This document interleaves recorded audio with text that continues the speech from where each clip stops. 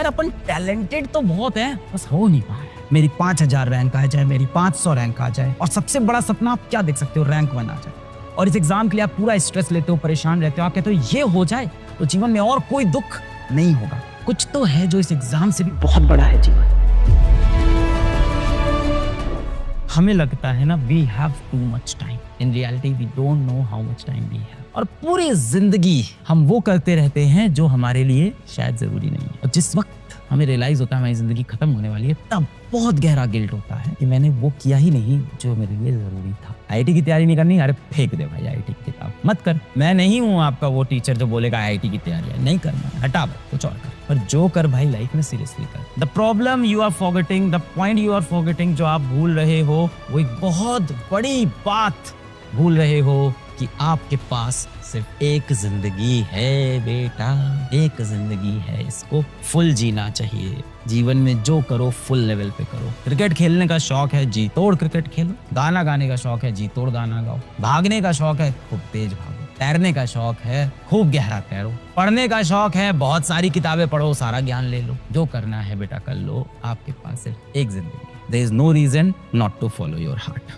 There is no reason. There is no reason not to follow your heart. कौन रोक रहा है sir? माँ बाप बहुत रोक रहे हैं सर। आईआईटी की तैयारी का मन ही नहीं था यार मेरा, बेवजह मेरे ऊपर प्रेशर बना के ये कोचिंग ज्वाइन करा दी आईआईटी के। सर मेरा आईआईटी की तैयारी करने का मन नहीं था। यही एक बहाना है या यही एक वैलिड रीजन भी हो सकता है। सच में आपका मन नहीं था आईआईटी की तैयारी करने का, जबरदस्ती पेरेंट्स ने आपको तैयारी में झोंक दिया। उनकी भी मजबूरी समझो भाई। हमारे अधिकतर जो हम लोग के माँ बाप हैं वो जीवन में बहुत ज्यादा शायद उतने पढ़े लिखे नहीं, उतने सक्षम नहीं, उतने पैसे वाले नहीं।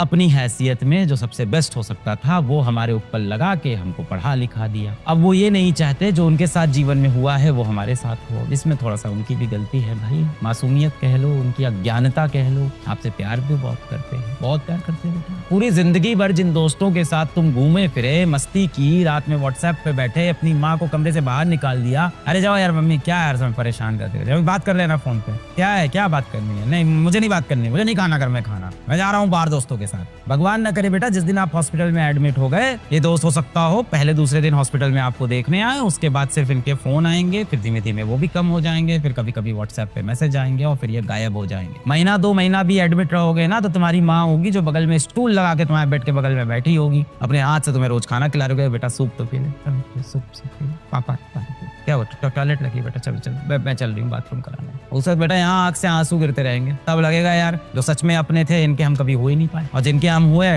वो अपने नहीं हो पाए। बाप बेचारा धूप में चप्पल घिस रहा होगा कि इसकी दवाई के लिए यार पैसा इकट्ठा करना है, इधर उधर से उधार मांग रहा हो। आजकल बड़ा ये मार्केट में चला हुआ है कि parental pressure, parental pressure, parental pressure on the kid. सही भी है पेरेंटल प्रेशर, पर उनकी भी मजबूरी है, उनकी अज्ञानता है भाई। उनको भी समझा रहे हैं, आपको भी समझा रहे हैं। सर हम ऐसे में क्या करें सर, हमारा जीवन में कुछ और करने का मन था सर, हमारे अंदर एनर्जी तो बहुत है। एक लाइन आपने बहुत सुनी होगी और आप सोचते भी होगे यार अपन टैलेंटेड तो बहुत है, बस हो नहीं पा रहा है, गलत दिशा में फंस गए। क्या करें सर, माँ बाप के खिलाफ कैसे जाएं सर, इतना किया उन्होंने जीवन में हमारे लिए। सर हमको चलना नहीं आता सर, पिताजी ने हमें चलना सिखाया, माँ ने सर बोलना सिखाया सर। हमको रात में बुखार हो जाता था सर, माताश्री हमारी रात रात जगती रह जाती थी, सुबह तक बार बार पट्टियाँ रखती थी सर, दवाइयाँ खिलाती थी, करती थी भाई, सच बात है। माँ बाप करते हैं, सच्चाई है सर। क्या उनके खिलाफ जाएं हम? बड़े धर्म युद्ध है। इसका भैया उत्तर यही है कि अर्जुन महान इसलिए नहीं बने क्योंकि वो इतनी बड़ी कौरवों की सेना से लड़े। अर्जुन महान इतने बड़े इसलिए नहीं बने क्योंकि वो कौरवों की सेना से लड़े। अर्जुन महान इसलिए बने क्योंकि वो अपने सगे संबंधियों के खिलाफ सत्य के लिए लड़े। तो अगर आपके मन में सत्य है, अगर आपके मन में सत्य है, अगर आपने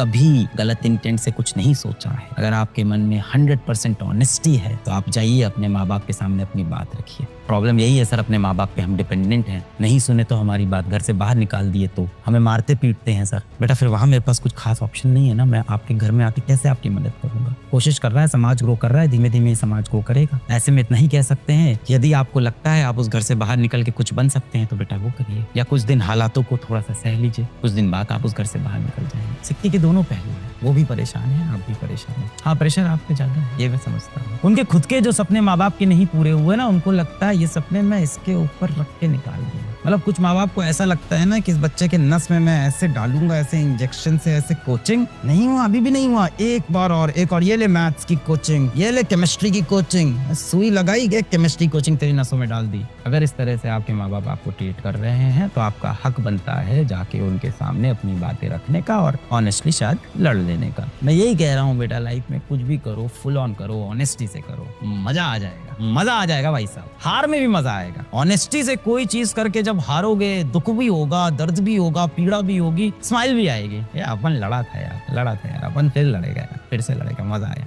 आपको अजीब सा गिल्ट होगा, क्या किया मैंने 2 साल, मेहनत भी नहीं की, पढ़ाई भी नहीं की और लास्ट में सेलेक्ट भी नहीं हुआ हूँ, ठीक ही है, क्या हुआ यार, कुछ गलत हो गया यार, पता नहीं। बिना कोशिश के हार जाना तो बहुत ही बुरा है ना, इससे अच्छा कम से कम कोशिश करके हारे। जो करना चाहो बेटा आज कर लो, अभी कर लो, क्या पता कल हो ना हो। हर एक दिन जो आपके पास है इट्स अ मिरेकल भाई, जिसके लिए आप दिन रात मेहनत करते हो, नीट के उस पेपर के लिए जहाँ जाना आपका सपना होता है। किसी की रैंक 10,000 आती है, किसी की रैंक 100, तो किसी की रैंक 1 भी आती है। आपको यही तो लगता होगा ना जीवन में, मेरा इसी नीट का एग्जाम निकल जाए, मेरा IIT का एग्जाम निकल जाए, मेरी 5000 रैंक आ जाए, मेरी 500 रैंक आ जाए। और सबसे बड़ा सपना आप क्या देख सकते हो, रैंक 1 आ जाए। और इस एग्जाम के लिए आप पूरा स्ट्रेस लेते हो, परेशान रहते हो, आप कहते हो ये हो जाए तो जीवन में और कोई दुख नहीं होगा। अक्सर बच्चे ही सोचते हैं कि ये बस हो जाए, उसके बाद जीवन में मेरे पास कोई दुख नहीं होगा।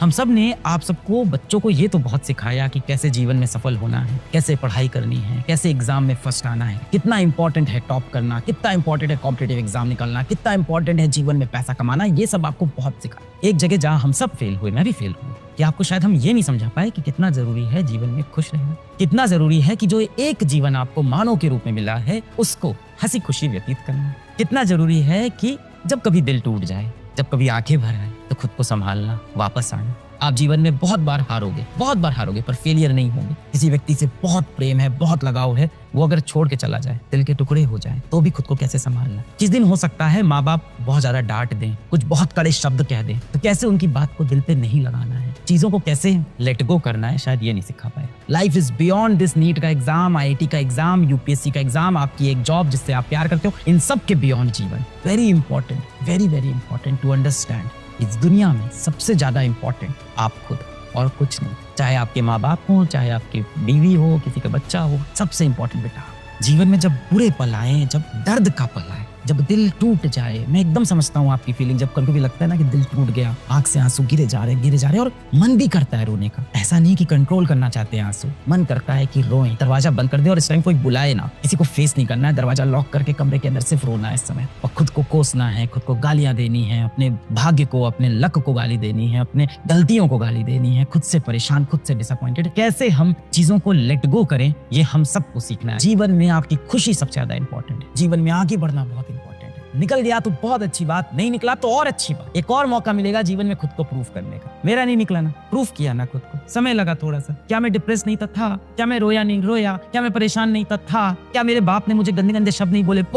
बहुत जलील किया। आज पिताजी को प्राउड है। नहीं लेना बेटा, दिल पे नहीं। मैं बार मुझे नहीं किसी समझाया, मैं आपको बार समझाऊंगा, दिल पे नहीं। 5-10 साल देंगे, जीवन बदलेगा। भारत में हर 6 में से 1 बच्चा डिप्रेस्ड है। 1 out of every 6 students in India is depressed. And depression जो आप सोचते हो ना कि एक आदत लग गई किसी को, सिर्फ बोलते हैं लोग, नाटक करते हैं डिप्रेशन का, नहीं बेटा, एक डिसऑर्डर है। डिप्रेसिव डिसऑर्डर एक बीमारी है, किसी को भी हो सकती है, आपको भी, मेरे को। और आपको लग रहा है कि आपके आसपास किसी को डिप्रेशन नहीं है बेटा, तो आप छलावे में हो। हर 6 में से 1 बच्चे को डिप्रेशन है। तुम्हारे दोस्त, तुम्हारे ग्रुप में, तुम्हारे कॉलेज स्कूल में आगे की सीट पे बैठने वाला बच्चा, इंटरव्यू में तुम्हारे साथ खाना खाने वाला बच्चा, और हो सकता है आपका क्लास का टॉपर भी डिप्रेस्ड। हमें इवॉल्व करना होगा। दुनिया कठोर है, आपको अपनी खुशी का रास्ता खुद निकालना है। धीमे धीमे मैच्योरिटी के साथ आप भी फिगर आउट कर लोगे।